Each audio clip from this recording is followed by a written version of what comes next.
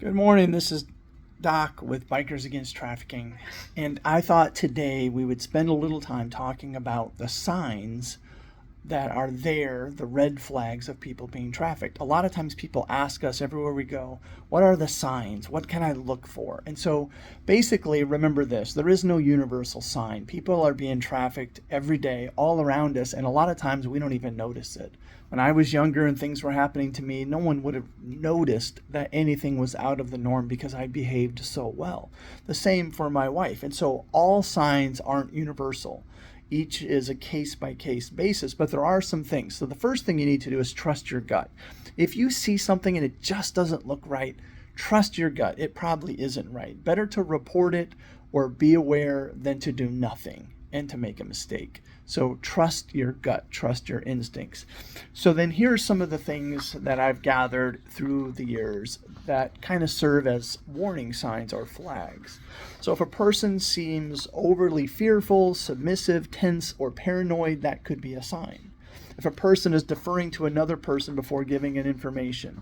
So if you ask them a question and they look to the other person for the answer before they say it, that could be a sign.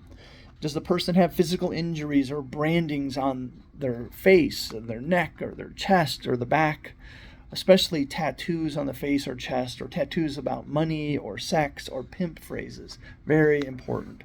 Their clothing is inappropriately sexual or inappropriate for the weather. There are times people are out underdressed and it's cold. That's a warning sign. Sometimes a minor is unaccompanied at night. That's a sign. Identification documents held by another. Or a person works long hours or is always available on demand. That's a warning sign. Overly sexual for their age or situation. Multiple phones or social media accounts. Signs of unusual wealth without explanation. A lot of times someone taking advantage of someone will give them shoes or a phone or jewelry, and you'll be like, wow, how do they afford this? That's a sign. If they're living in a massage business, that's a sign, right? You have to be careful of that. If they appear malnourished, sometimes they're not getting food. If they avoid eye contact or social interaction, or when the authority figures are around, they like flinch or don't make eye contact with them, that's a big one for me. If you'd have looked at my life, no one knew anything about me. I didn't talk about myself. My father had told me, look, don't tell anybody anything, and then you're twice as smart. So we avoid the social interaction and those eye contacts. Checking into hotels or motels with older people or referring to them as daddy or some pet phrase is a warning sign. Not allowing people to go into public alone or to speak for themselves. Remember, when you're looking around, you kind of have this sense that something doesn't seem right.